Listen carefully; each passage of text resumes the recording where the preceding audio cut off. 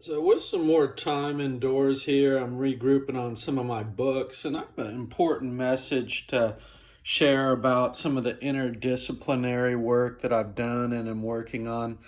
Really, I think that I'm a storyteller, so there's a huge benefit to actually going back to the beginning of the story and then to being able to tell that story. And I think in every field here, economics, for example, you have to go back to Adam Smith, who created the field. U.S. Government, America, you have to go back to the Federalist Papers, what civilization was like at that time. California, the state of California, got to go back to the California Constitution, the forming of the state. Um, the progressive agenda and the Democratic Party really started with Karl Marx and the progressive era, the Communist Manifesto.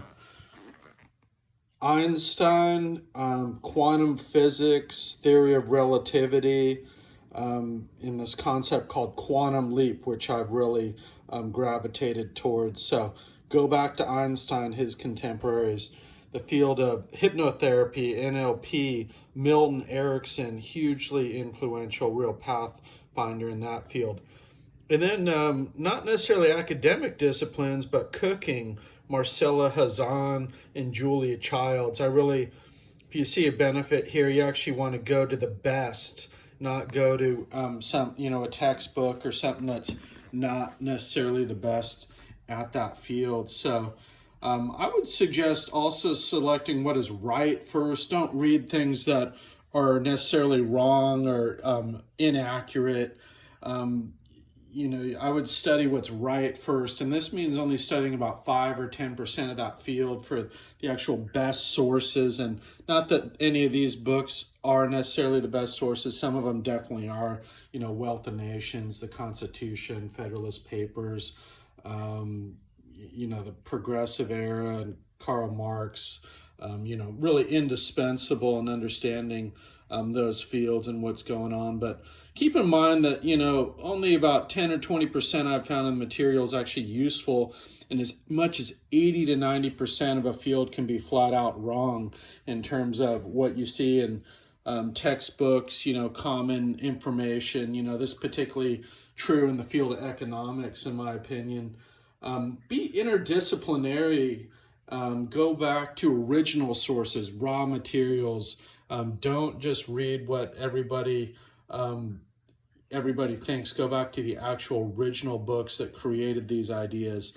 And don't take other conclusions at face value. So you want to actually see behind them and look at what was, how they reached those conclusions, the raw evidence.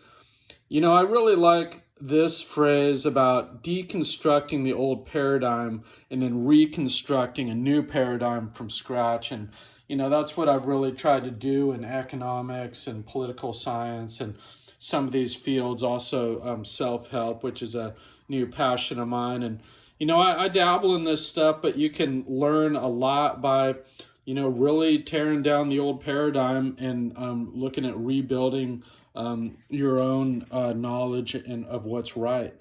Another couple comments: got to be patient, got to take your time, and most important of all, don't worry what other people think.